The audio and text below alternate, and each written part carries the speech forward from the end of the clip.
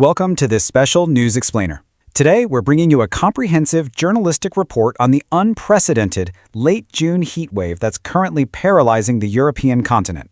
We'll be taking a calm, deliberate look at the data and the science behind what's rapidly turning into a historic and frankly deeply dangerous weather event. In tonight's rundown, we're covering Europe's historic heat records, stepping inside the meteorological phenomenon known as the heat dome, looking at the undeniable climate connection, and finally going over crucial strategies to survive the extreme heat. Let's dive right into part 1, Europe's historic heat wave. Right now, an extreme heat wave is sweeping eastward from the Iberian Peninsula, bringing daily life, transport, and critical infrastructure to an absolute standstill. To give you a sense of the sheer severity here, just look at Germany. Temperatures there surged to a staggering 41.7 degrees Celsius in Kauschen, right near the Polish border. We're not just talking about a warm afternoon. This was an all-time national record completely obliterated, and in June, no less. When we dive into the regional data, it's pretty shocking. Temperatures are soaring anywhere from 3 to 10 degrees above the weekly average. France hit a blistering 43.8 degrees Celsius in Puluau, and Poland reached 40.5. You have to remember, these are truly unprecedented temperatures for this early in the summer season. It's a massive, sudden shock to the environment. And the infrastructure? It's literally buckling under the strain. Over in the Netherlands, they actually had to partially halt public transport because their electric buses simply couldn't charge in this kind of heat. France has canceled major public events like Paris Pride and completely banned public alcohol consumption just to relieve the pressure on emergency services. In the UK, schools are shuttering or running half days, and in Germany, the heat is so intense that the concrete on the Autobahn has actually cracked and burst open. Tragically, the human cost is mounting rapidly. The World Health Organization is reporting over 1,300 excess deaths linked to this silent killer since June 21st alone. France alone has logged an extra 1,000 fatalities. And sadly, the vast majority of these losses are among our most vulnerable, specifically those aged 65 and over. Moving on to part 2, let's step inside the heat dome to understand the meteorological science driving this swelter. The primary culprit trapping the continent in this inescapable furnace is what meteorologists call a heat dome. Essentially, it's a localized, blocked high-pressure weather system that parks itself over a region and flat-out refuses to move. It draws in warm, southeasterly winds and acts exactly like a giant lid over Europe, preventing any of that hot air from radiating away. So how exactly does this work?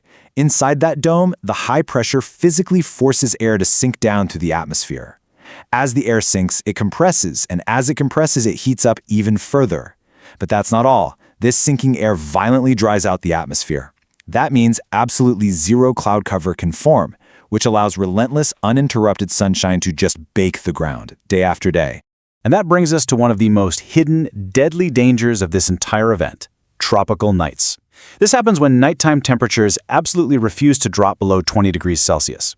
See, while daytime heat puts massive stress on your cardiovascular system through rapid sweating, tropical nights mean your body is completely denied its natural vital recovery time.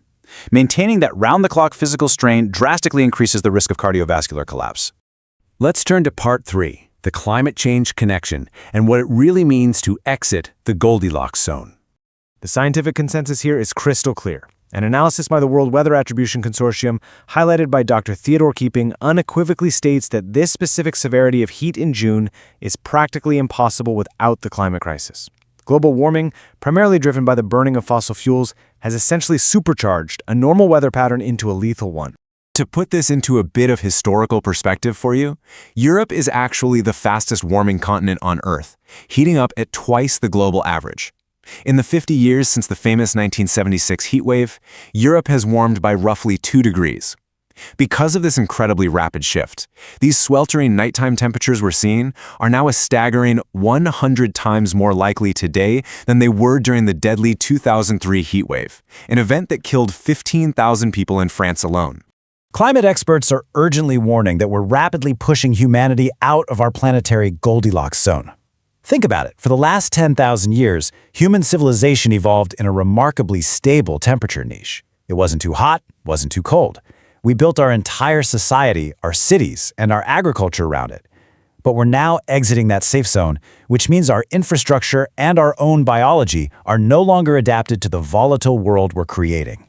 Finally, in part 4, we'll go over critical safety adaptation, and how you can survive the extreme heat. Looking at the data, there's a really stark infrastructure divide that explains why Europe is suffering so acutely right now. While about 90% of US households have air conditioning, Europe sits at just 20% overall. In Germany, it's a mere 19%. European buildings were fundamentally designed to keep heat in during cold winters, which unfortunately leaves populations incredibly vulnerable to indoor heat stroke today. So, what can you do? Medical experts emphasize that if you start feeling dizzy or disoriented, you need to find an air-conditioned room or take a cool shower immediately. And forget about aspirin, it does absolutely nothing for environmental heat stress. Also keep in mind that simply chugging cold water doesn't directly lower your core body temperature. Instead, doctors recommend constant hydration and consuming water-rich, cooling foods like cucumbers or watermelon to replenish vital fluids. That hydration is absolutely mandatory because it allows your body to produce sweat, which is literally its only mechanism for dissipating heat. We also urgently need to talk about water safety. The desperation to cool off has led to at least 74 tragic drownings in France over the past week alone. People are plunging into unsupervised rivers, lakes, and oceans, not realizing that the water remains dangerously cold despite the blazing air temperatures above. That severe temperature contrast can trigger immediate, paralyzing cold water shock. If you ever find yourself struggling in freezing water or caught in a rip current, the Royal National Lifeboat Institution urges you to use the float-to-live method. Lean back in the water, tilt your head back to submerge your ears, move your arms and legs gently just to stay afloat, and focus entirely on controlling your panicked breathing until help arrives. Looking to the long term, surviving these soaring temperatures requires governments to aggressively invest in systemic adaptation. We need comprehensive national heat health action plans. We absolutely have to embrace nature-based solutions, like unsealing concrete surfaces to plant native shade trees. On top of that, cities must establish heavily air-conditioned public cooling centers. And labor laws need to adapt to protect outdoor workers, perhaps with mandated midday breaks similar to traditional siestas. As we wrap up this explainer, we want to leave you with a pressing thought. With historic temperature records falling almost daily, infrastructure melting, and the tragic human costs steadily rising, is this the summer that finally forces society to decisively adapt to our rapidly warming reality? Thank you for joining us. Please stay